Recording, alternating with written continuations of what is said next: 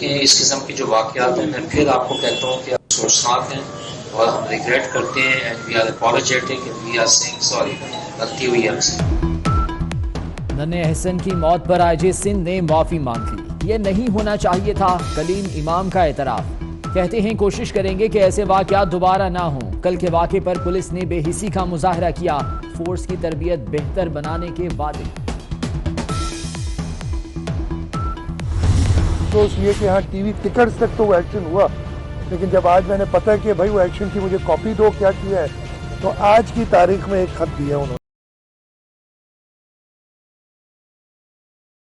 और इस पे जिन लोगों ने एक्शन नहीं लिया इंशाल्लाह ताला हम उसको उनको भी देखेंगे कि उनके खिलाफ प्रॉपर एक्शन लिया जाए।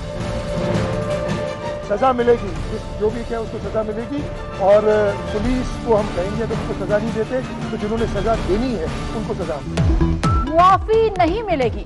जिम्मेदारों को सजा ना मिली तो अफसरान को सजा मिलेगी। वजीर आला सिंध मुराद अली शाह का दो टोक मौक़िफ़। कहा बच्चे की हलाकत पर पुलिस ने अब तक रिपोर्ट नहीं दी। एहसन के लवाहिकीन के तहफ़्फ़ुज़ात दूर किए जाएंगे।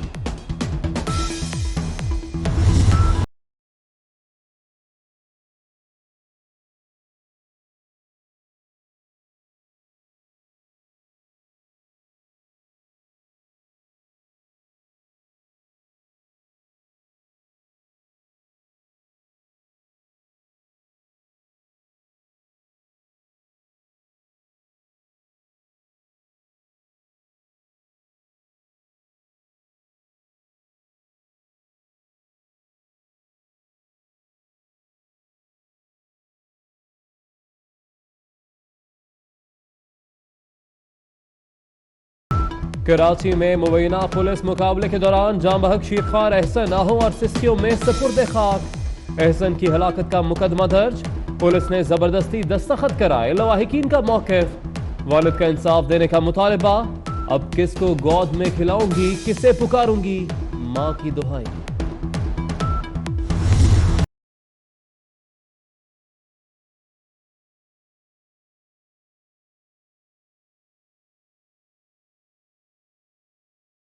कराची में ये पहला वाकया तो नहीं, शहरी पुलिस की मौजूदगी में गैर महफूज। एक साल में 6 मासूम शिकार हुए।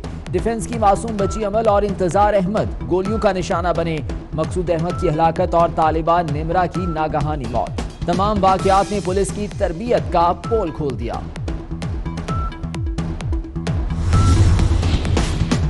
गलत इंजेक्शन के शिकार 9 माह की निशवा के वालिद को हरासा करने का इल्जाम। एसपी गुलशन ताहिर नूरानी के खिलाफ तहकीकात मुकम्मल। ओहदे से हटाने की सिफारिश। ताहिर नूरानी का रवैया गैर जिम्मेदाराना और नॉन प्रोफेशनल था। कराची पुलिस चीफ को रिपोर्ट।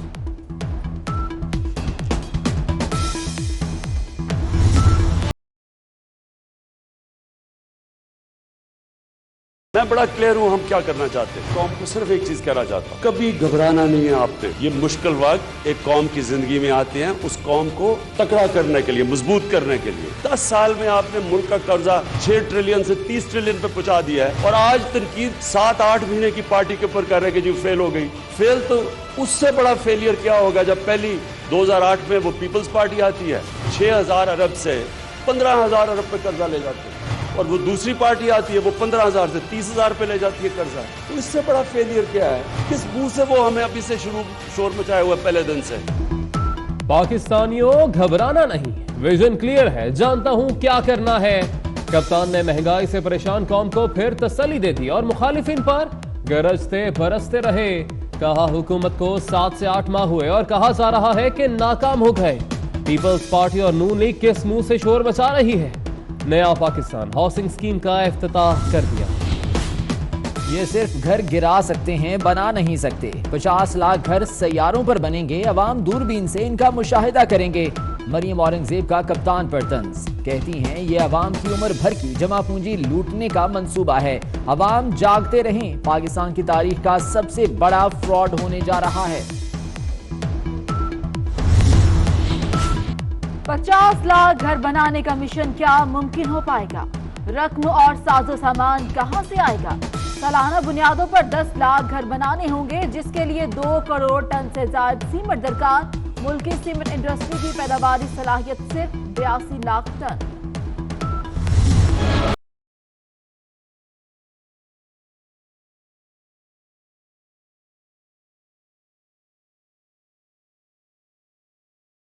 वजीर कानून एमनेस्टी स्कीम की राह में रुकावट बन गए। अंदरूनी कहानी 24 न्यूज ने हासिल कर ली। एमनेस्टी स्कीम अदालत में चैलेंज हो गई तो दिफा मुमकिन नहीं होगा, फरूख नसीम ने कप्तान को बता दिया। काबीना एमनेस्टी स्कीम में टैक्स की शरह पर तकसीम, बेनामी जायदाद की डिक्लेरेशन की इजाजत पर भी अरकान के तहफ्फुज़ात।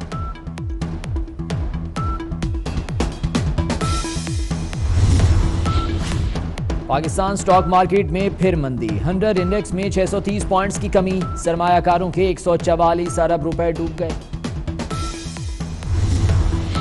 शेख रशीद की फुर्तियां रेलवे के गले पड़ गईं। जिन्ना एक्सप्रेस रेलवे के लिए सफेद हाथी बन गई। 2 हफ्ते में 7 करोड़ 9 लाख 54 हजार रुपए का खसारा।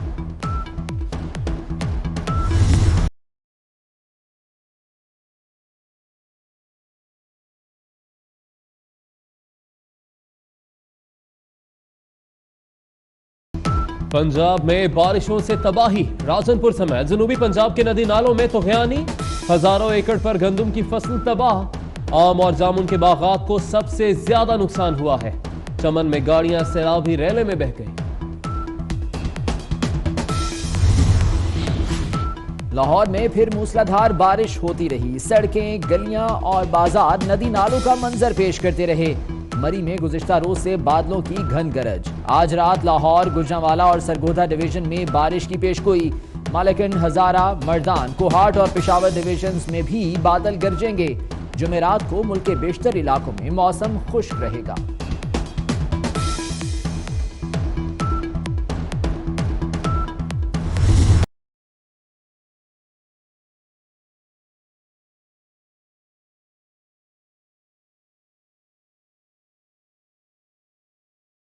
पाकिस्तान क्रिकेट बोर्ड में नया बहरान, चेयरमैन पीसीबी के खिलाफ बगावत। गवर्निंग बॉडी के 7 में से 5 अरकान का फैसले मानने से इनकार। एमडी पीसीबी वसीम खान की तकर्रुरी को चैलेंज कर दिया। इमरान खान की विजन के मुताबिक क्रिकेट का मुजव्वजा स्ट्रक्चर मुस्तरद कर दिया।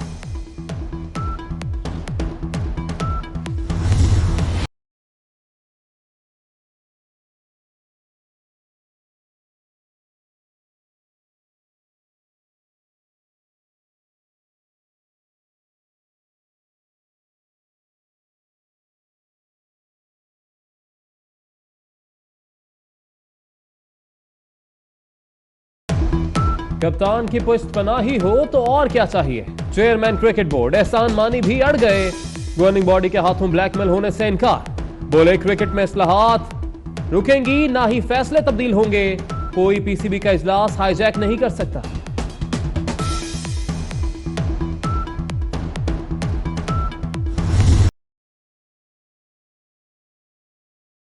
मुझे इंतहाई अफसोस के साथ कहना पड़ रहा है कि वो उन्हें झूठ नहीं बोलना चाहिए। एक तो हमने इजलास का बाईकाट नहीं किया। क्रिकेट बोर्ड का कानून है कि मेजॉरिटी अथॉरिटी, टोटल 7 मेंबर थे। पिछले इजलास में तजवीज़ रखी गई थी और आज के इजलास में वो सारी चीज़ें तैयार हुई थी।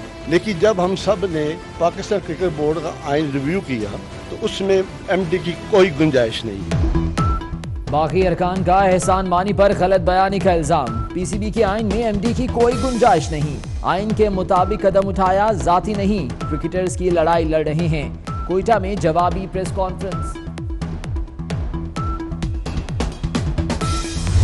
पूरी दुनिया में एक्साइटमेंट है कि वर्ल्ड कप की टीम कब अनाउंस होगी। हर कोई गेस कर रहा है, हर मुल्क की टीमें अनाउंस हो रही हैं और हमारे यहाँ ये हो रहा है। क्रिकेट बोर्ड में बगावत पर स्विंग के सुल्तान वसीम अकरम भी परेशान। कहते हैं दुनिया में वर्ल्ड कप टीमों का ऐलान हो रहा है और जहां तमाशा लगा हुआ है। मेगा इवेंट के लिए कौन इन कौन आउट, वर्ल्ड कप और दौरा इंग्लैंड के लिए कौमी क्रिकेट टीम का ऐलान कल होगा। बेमिसाल कवाल अजीज मियां को परस्तार नहीं भूले। अजीज मियां कवाल का आज 77वां यौम पैदाइश है। कवालियां आज भी मकबूल।